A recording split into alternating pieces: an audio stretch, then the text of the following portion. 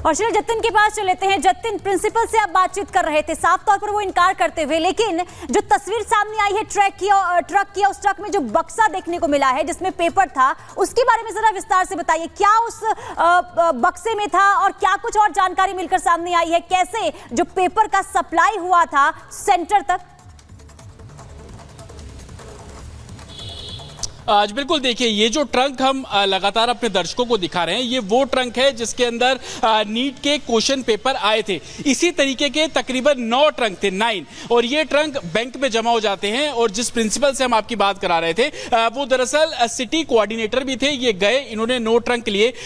हजारीबाग में 4 सेंटर थे, जिसमें से एक सेंटर पर हम मौजूद है, और इसी सेंटर के प्रिंसिपल और इसी सेंटर पे ही ईओयू की टीम यहाँ पर पहुंची थी। तस्वीरें भी मैं आपको जल्दी से दिखा देता हूँ। ओएसिस पब्लिक स्कूल है ये, यहीं पर ईओयू की टीम पहुंची थी। लेकिन जब आप उस ट्रंक को देख रहे हैं, उस ट्रंक इसलिए सस्पिशियस है क्योंकि उसके हैंडल अलग अलग है, और पेपर जो लीक हुआ वो इसी ट्रंक का हिस्सा था। जो जला हुआ पेपर मिला, जो ऑडिट शीट थी, उस पर जो क्यूआर नंबर लिखा हुआ था, डिजिटल नंबर लिखा हुआ था, वो इसी ट्रंक से निकलने वाली बुकलेट का नंबर था। तो सवाल ये खड़ा हो रहा है कि क्या हैंडल इसी तरीके से एनटीए ने बनाकर भेजे थे या इसको पहले टेम्पर किया गया। इस ट्रंक को जब आप बैक साइड से देखेंगे तो पीछे हुक पर 2 स्टिकर लगे होने चाहिए थे, लेकिन एक ट्रंक पर सिर्फ एक ही स्टिकर लगा हुआ है, जिसके ऊपर प्रिंसिपल का कहना है कि कोड लिखा होता है स्टिकर के ऊपर। लेकिन दूसरी तरफ देखेंगे तो वहां पर स्टिकर नहीं लगा हुआ। तो क्या स्टिकर भी हटाया गया? तमाम ऐसी चीजें हैं जो कि ईओयू के भी जांच के दायरे में थी। ईओयू जब हजारीबाग पहुंची थी, उन्होंने भी इस ट्रंक को देखने के बाद तमाम सवाल खड़े किए। हालांकि प्रिंसिपल का कहना है कि उस जांच में क्या कुछ निकला उनको इस बारे में जानकारी नहीं है।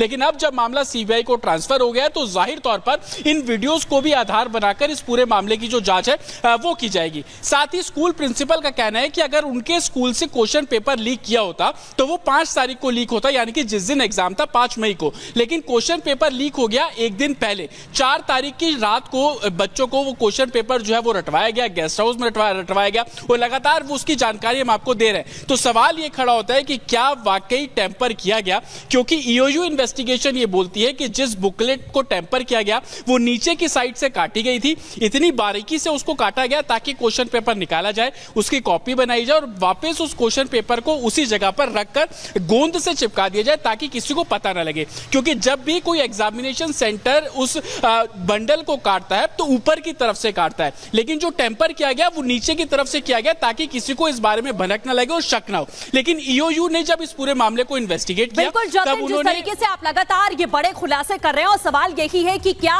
उन ट्रंकों की पहचान अलग रहे, इसीलिए वो अलग तरह दिखाई दे रहे हैं ताकि पेपर सप्लाई करने वाला जो गैंग है उसे आसानी हो। लेकिन